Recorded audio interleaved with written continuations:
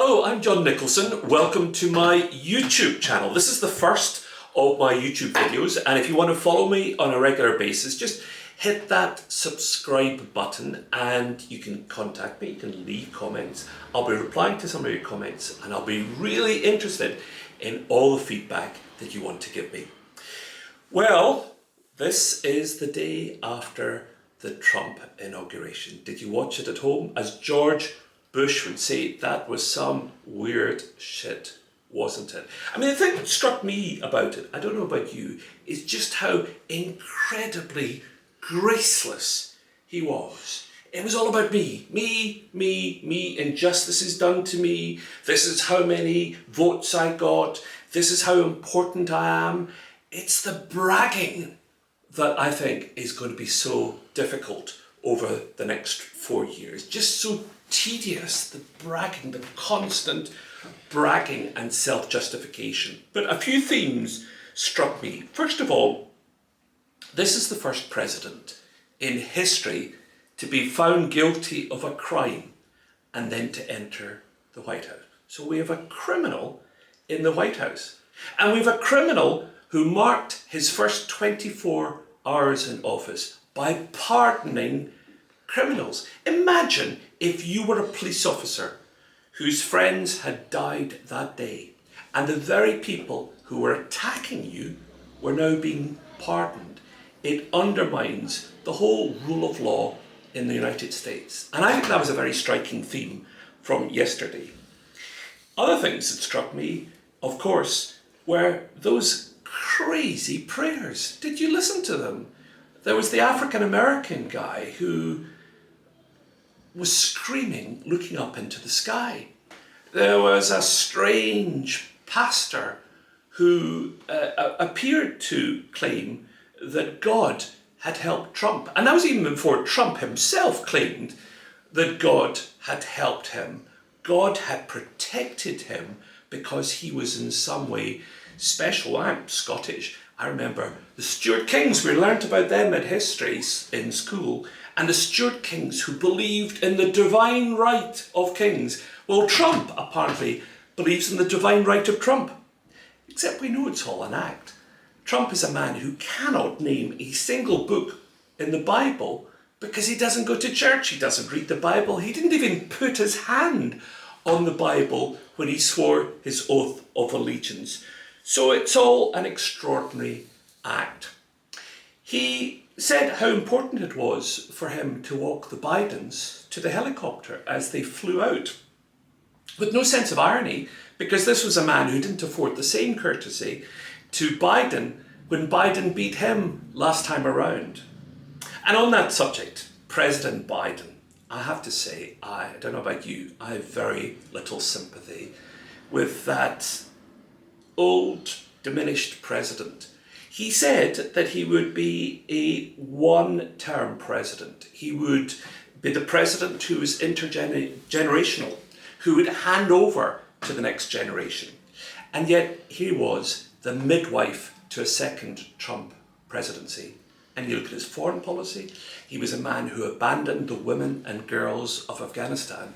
Just imagine if you're the parent of one of the boys who died in Afghanistan, one of the soldiers who died from the United States or the United Kingdom, and you were told that your son hadn't died in vain because your son was there to bring democracy to Afghanistan and to allow wee girls to go to school and women to go to university.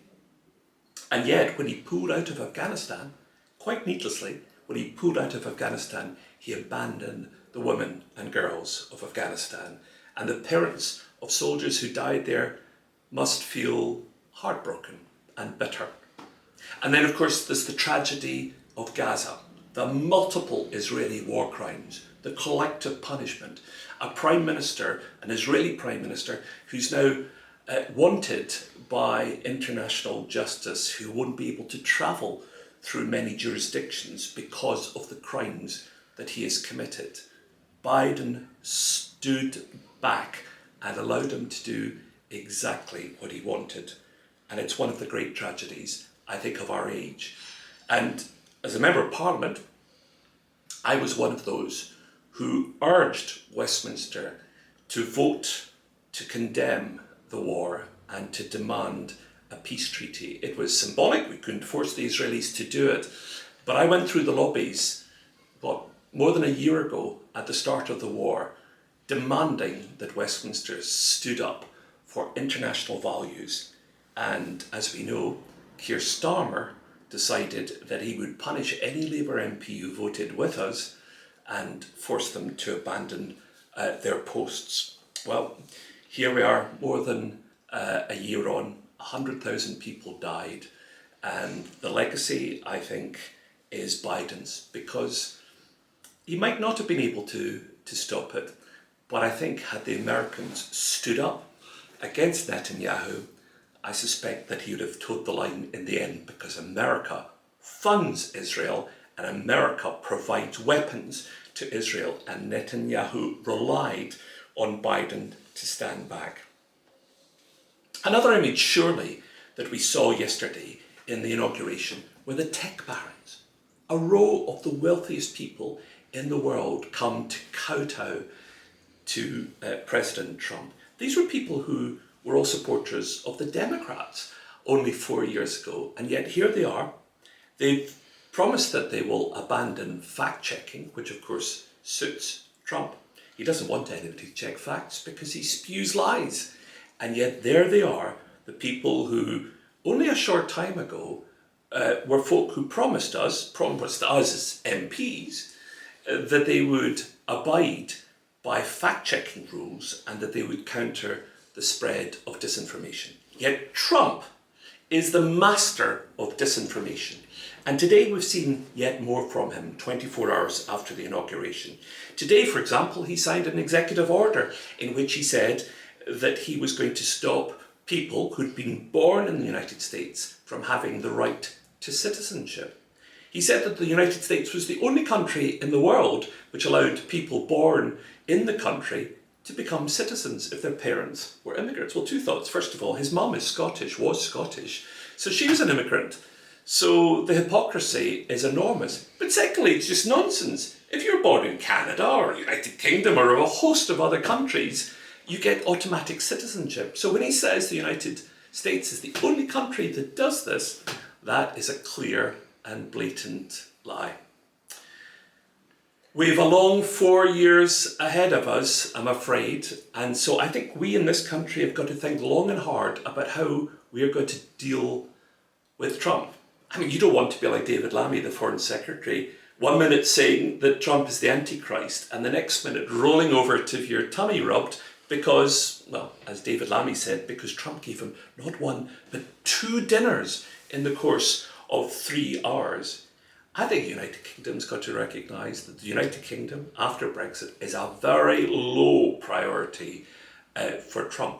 We've got to build alliances. We've got to be back in the European Union. We can't stand on our own. This proves we can't stand on our own. Remember all the trade deals that we were promised that Trump, first time round, would give us after Brexit? We got none. So this is a moment for the United Kingdom. How are we going to confront disinformation? How are we going to confront the oligarchs of disinformation, Facebook and Twitter and the others? And how are we going to stand our ground against Trump? Let me know your thoughts.